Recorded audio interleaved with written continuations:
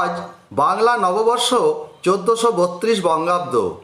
তারই মধ্যে সকাল থেকে অঝোরে বৃষ্টি। সিদ্ধপীঠ তারাপীঠ সর্বদাই বাঙালিদের কাছে এক অন্যতম ভক্তির জায়গা।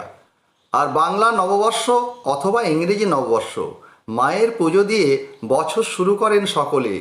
পরিবারের মঙ্গল কামনায় মা তারার কাছে পুজো দেন ভক্তরা। আজকের আমার ব্যবসা আছে, সেই হিসাবে আমি খাতা পুজো দিলাম বছরের প্রথম দিনে। তো মায়ের আশীর্বাদ নিয়ে যেতে এসেছি। মার কাছে যাতে আমার ব্যবসা যাতে ভালো হয়, আমার পরিবার যাতে ভালো থাকে, সেটাই মায়ের কাছে চাইলাম। কোথা থেকে এসেছেন? আমি এসেছি দক্ষিণ চব্বিশ পরগনার ডায়মন্ড হারবার থেকে। মায়ের কাছে আমি বছরে 2-3 বার আসি মায়ের কাছে। যখনই মন চায়, যখনই মনে হয় মায়ের কাছে যাওয়া দরকার, মায়ের কাছে দুঃখর কথা বলা দরকার, তখনই মায়ের কাছে চলে আসি। কি নাম?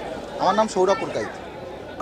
সেই মতো এদিন বাংলা নববর্ষের প্রথম দিন বৃষ্টি উপেক্ষা করে দর্শনার্থীদের ঢল নামল তারাপীঠ মন্দির চত্বরে। এদিন ভোর থেকেই পুণ্যার্থীদের ভিড় জমতে থাকে মন্দিরে। বেলা বাড়ার সঙ্গে সঙ্গে ভিড় আরও বাড়তে থাকে।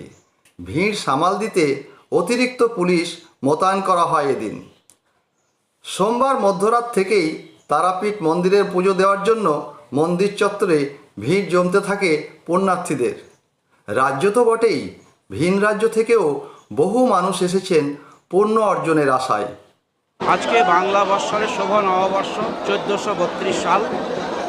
আজকের দিনে মায়ের বিশেষত্ব হলো যে অগণিত ভক্ত মায়ের মন্দিরে আসছেন, কারণ মায়ের কাছে পুজো দিয়ে তারা যাতে সারা বছর ভালো থাকতে পারেন, সুস্থ থাকতে পারেন, এই জন্য মায়ের কাছে আসছেন।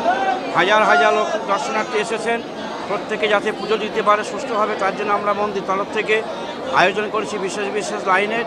ভোর 5:30টার সময় মায়ের মঙ্গল আরতি হওয়ার পর গর্ভকেও খুলে দেওয়া হয়েছে। আজকে বিশেষত মাকে মিষ্টি ভিজানো শরবত খাইয়ে মায়ের পুজো শুরু হয়।